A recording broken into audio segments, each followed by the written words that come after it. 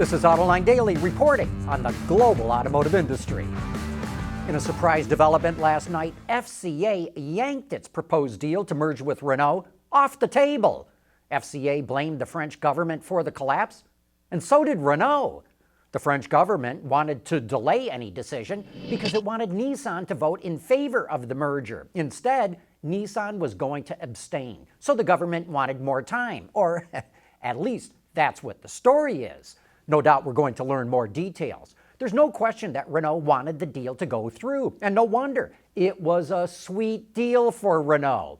FCA sells 1 million more vehicles than Renault. It earns almost twice as much revenue, makes more than double the operating profit, and has a market cap almost 25% larger. Yet, FCA was willing to go 50-50 on the merger.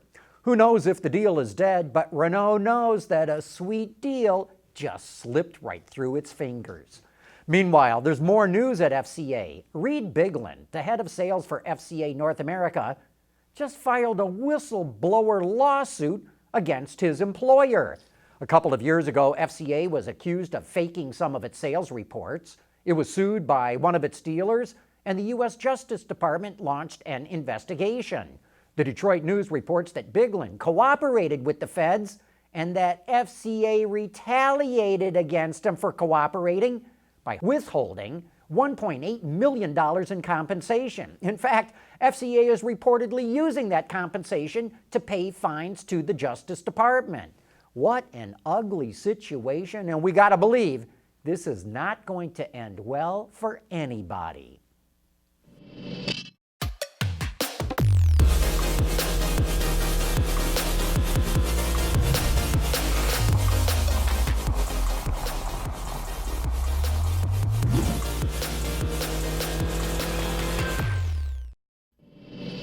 Sales of electric cars in the U.S. market are up 68% so far this year compared to 2018, based on numbers from Wards.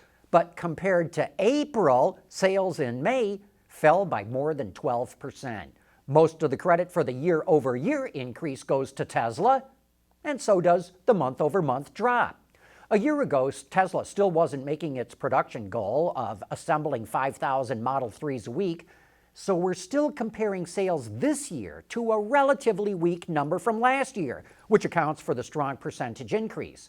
Tesla reached its production goal last July, so we're probably going to see the rate of increase in EV sales start to slow down then. In the last year, we've also seen 3 new EVs enter the market: the Hyundai Kona, Jaguar I-Pace, and Audi e-tron. And the e-tron is the clear winner so far, by far. Audi sold 1,109 of them compared to 1,073 for the I-Pace and 452 for the Kona, even though the e-tron has only been on sale for the last 2 months. Last month alone, it outsold the Jag nearly 4-1 and the Kona by 6-1. But we should note that the Audi and Jaguar are sold nationwide, while the Hyundai is only sold in the ZEV states. There's a lot of vehicles that come through the Autoline garage, and here's Sean with one of our latest test vehicles. You know, if you ask the average person, I bet they're going to say a Land Rover is a pretty nice vehicle, pretty luxurious. But does our Tester Discovery live up to its nearly $80,000 price tag? If you had asked me that question like the day I got into this vehicle, I would have said no way. I just don't like it. I thought the engine's a little underwhelming. It's a V6 supercharged with about 330 horsepower. The seats, they felt soft at first to me. I didn't really like it. The steering wheel design, I know that's super nitpicky, but the steering wheel design, I just don't like it. But the more I've driven it, the more it's kind of grown on me a bit. The seats, while they do seem hard to me at first, I feel like over time they would break in, and they have very good thigh support. If you're going overlanding or whatever, I think that would be great. And other little things that have kind of grown on me. The rear hatch opens way high. I'm 6'4".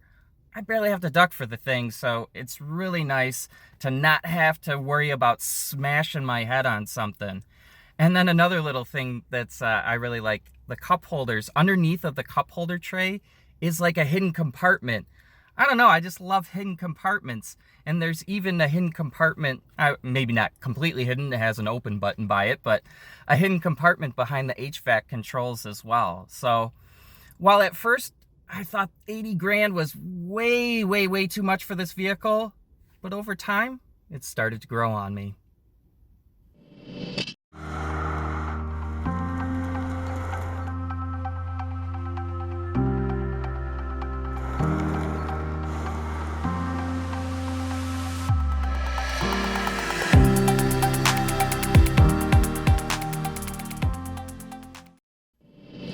Recently, we asked you to leave a voice message with your opinions on whether NHTSA should allow General Motors to operate a fleet of self-driving cars without a steering wheel or pedals. Not surprisingly, we got a lot of mixed responses. But first, we're going to give the floor to those of you who think the regulators would be nuts to allow for this. Nuts? Yeah, probably much so. The one thing I will say is that you won't catch me in one of these vehicles. Nope, and necessary for development, I don't see why. Don't you need a fail-safe? Makes sense to me. I think that it would be good if only if they used it in a test track that was closed to the public for development purposes only. I would not want to see one of those on the highway where the public could be at risk. I say it's stupid to have an electric car without a steering wheel. There's always be someone behind the wheel to at least take over, because, I mean, our computers do fail. So there should be a pedal or a steering wheel for the driver who can take over if the car was to malfunction any other way. And then there's the other side of the argument. Because self-driving cars are definitely going to save thousands of lives. And so we need to start making those steps that we need to make progress. The market is progressing towards it, and sooner or later, it's going to happen. There should be thought about how we can mitigate the risk with a safety driver, but they really should let us move forward with this. Thanks so much for your responses and sharing your opinions with us. I kind of like the way this is going. I think we're going to do more of it. But quick, before we go, we got a great Autoline After Hours coming up this afternoon. Gary Vaslash and I visited the SAE General Motors Auto Drive Challenge, wherein 8 universities from the US and Canada were given Chevrolet Bolt EVs and told to turn them into autonomous vehicles. It's really all about developing a pipeline of young engineers to work on autonomous technology. I think you're going to find this a very interesting show, so tune in at 3 p.m. this afternoon on our website or our YouTube channel. But that's it for today's report. Thanks for watching, and please join us again tomorrow.